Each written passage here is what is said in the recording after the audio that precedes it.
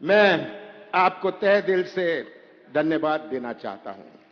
जब मैंने तय किया मैं छिंदवाड़ा में करूंगा, तो प्रश्न था छिंदवाड़ा में मैं कहां करूं। तो मैंने सोचा कि सबके लिए सबसे सुविधा वाली जगह परासिया होगा, और सोहन वाल्मीकि जी की बड़ी दिलचस्पी थी। इन्होंने मुझे कई दफे फोन किया कि आप परासिया में करिए।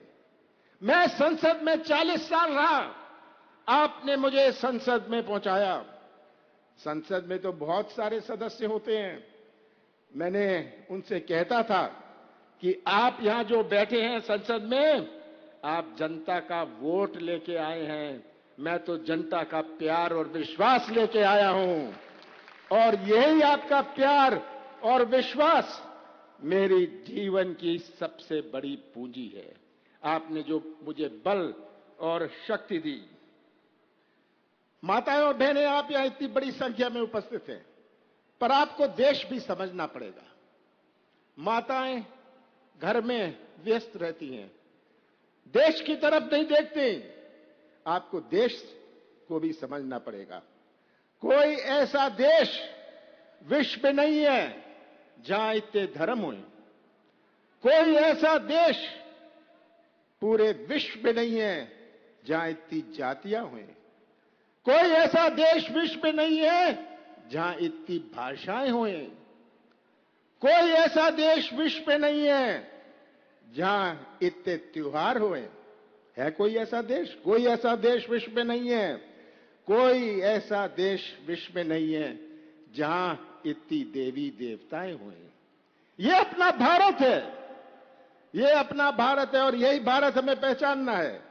ये आज भारत एक झंडे के नीचे खड़ा है, एक झंडे के नीचे खड़ा है, क्योंकि हमारी संस्कृति, देश की संस्कृति और कांग्रेस की संस्कृति जोड़ने की संस्कृति है। हम दिल जोड़ते हैं, संबंध जोड़ते हैं, रिश्ता जोड़ते हैं, पूरे समाज और धर्म को जोड़ के रखते हैं। ये हमारे देश की संस्कृति है। इसलिए आज अपना देश एक झंडे के नीचे खड़ा है। माता और बहनों, पर एक बहुत बड़ी चुनौती है। हमारे संस्कृति पर आज जो हमला हो रहा है, आज जो हमारे संस्कृति पर हमला हो रहा है, बाबा साहब अंबेडकर ने हमें संविधान दिया। ऐसा संविधान बाबा साहब अंबेडकर ने दिया जो पूरे विश्व में प्रसिद्ध है।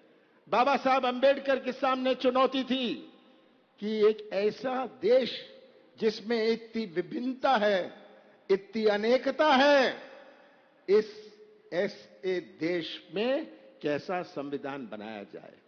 बाबा साहब अंबेडकर ने संविधान बनाया जो विश्व में मशहूर है। बहुत सारे देशों ने बाबा साहब अंबेडकर के बनाए हुए संविधान की नकल करी, पर अगर ये संविधान गलत हाथों में चला जाए तो क्या होगा भविष्य का? अगर हमारी संस्कृति पर हमला होता रहे। माताओं और बहनों, आप ज्यादा नहीं पढ़ती अखबार। आज तमिलनाडु में हिंदी का विवाद चल रहा है, पंजाब में खालिस्तान के नारे लग रहे हैं।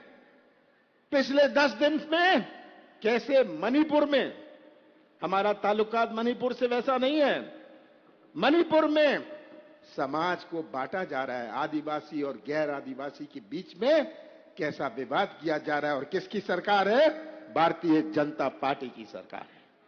ये आज चित्र आप सबके सामने है, और ये बड़ी चिंता का विषय है। माताओं और बहनों, आपने हमेशा सामाजिक मूल्यों की रक्षा करी है। भारत टिका हुआ है अपने सामाजिक मूल्यों पर। हमारे जो सामाजिक मूल्य हैं किसी और देश में नहीं है। माताओं और बहनों, आपको रक्षक बनना पड़ेगा। आपको रक्षक बनना पड़ेगा हमारे देश की संस्कृति का, हमारे देश के संविधान का।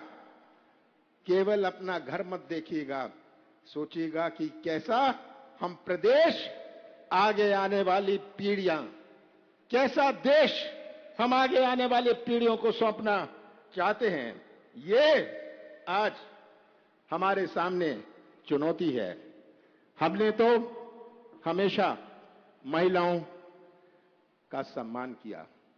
अभी नकुल ने बताया कि जो कानून बना महिलाओं को आरक्षण के लिए, कांग्रेस पार्टी ने बनाया।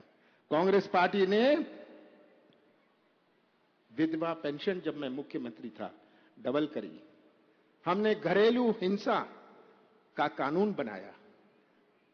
हमने पहला प्रधानमंत्री दी इंदिरा गांधी जी दी। हमने पहली राष्ट्रपति अपने देश की श्रीमती पाटिल को राष्ट्रपति बनाया। ये आज आप सबके सामने है। आज की स्थिति क्या है?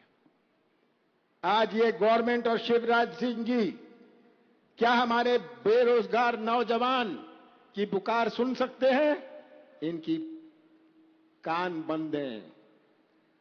क्या शिवराज सिंह जी देख सकते हैं हमारे किसानों की हालत? इनकी आंख बंद है। आंख बंद है, कान बंद है। आंख नहीं चलती, कान नहीं चलता, शिवराज सिंह जी का मुंह बहुत चलता है। और कैसे ये नाटक कर लेते हैं, हर चीज में कैसा ड्रामा कर लेते हैं, ये आप सबके सामने है। हमारे सामने आज ये तस्वीर है। शिवराज सिंह भी लाए हैं, वो भी क्या कहते हैं, लाडली बहन योजना लाए हैं। 18 साल बाद उन्हें लाडली बहन याद आई। किस लिए लाए हैं? अपना पाप धोने के लिए लाए हैं। जो उन्होंने पाप किया है 18 साल, हमारे नौजवानों के साथ जो पाप किया है, जो हमारे किसानों के साथ पाप किया है, आज किसान की अन्याय में मध्य प्रदेश नंबर 1। जो हमारे बेरोजगारों के साथ अन्याय किया है, आज मध्य प्रदेश बेरोजगारी में देश में नंबर 1। 1 करोड़ नौजवान आज बेरोजगार ढूंढ रहे हैं। यहां मैं देखता हूं हमारे माताओं और बहनों ने कितने प्यार से अपने बच्चों को पाला पोसा है, और यही नौजवान आज जो भटक रहा है, यही नौजवान जिसका भविष्य अंधेरे में है, ये कैसा भविष्य बनाएंगे? जो आज के नौजवान हैं, ये मध्य प्रदेश का भविष्य बनाएंगे, छिंदवाड़ा का भविष्य बनाएंगे। पर अगर इनका ही भविष्य अंधेरे में रहा तो ये कैसा भविष्य बनाएंगे? शिवराज सिंह जी, आप अपने भ्रष्टाचार का पाप धोने के लिए, 18 साल के भ्रष्टाचार के पाप धोने के लिए आप ये योजना लाए हैं, पर महंगाई का पाप धोने के लिए आप ये योजना लाए हैं। और शिवराज जी, मैं जानता हूं आप बहुत व्यस्त हैं, दोनों हाथ आपके बहुत व्यस्त हैं। एक हाथ है व्यस्त भ्रष्टाचार में, और दूसरा हाथ है व्यस्त अत्याचार में। ये शिवराज सिंह जी हमारे हैं।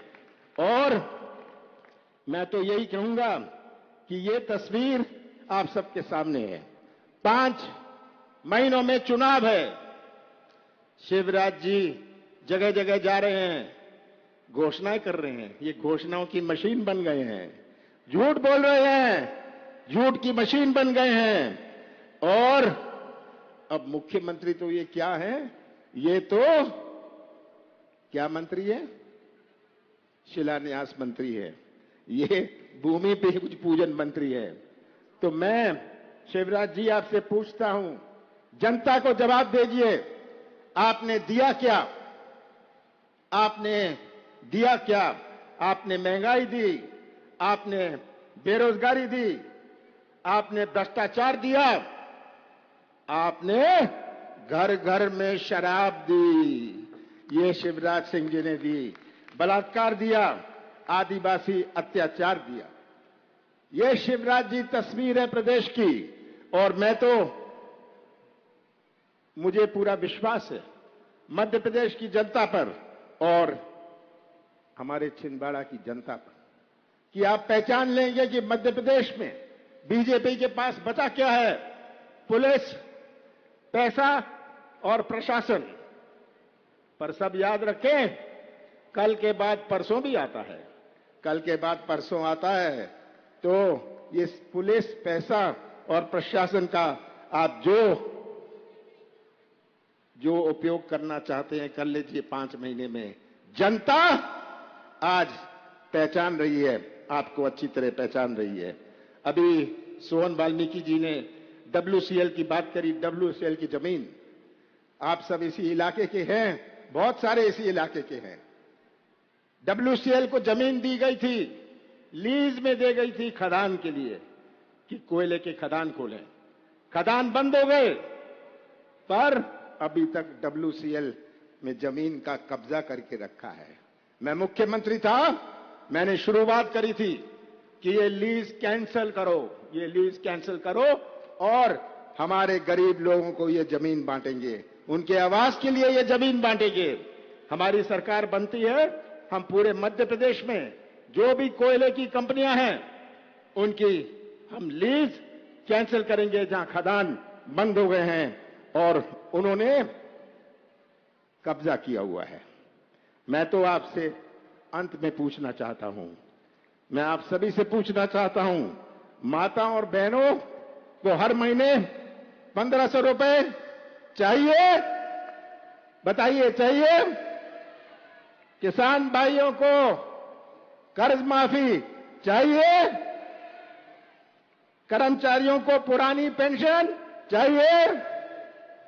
100 रुपए 100 यूनिट बिजली चाहिए? युवा को रोजगार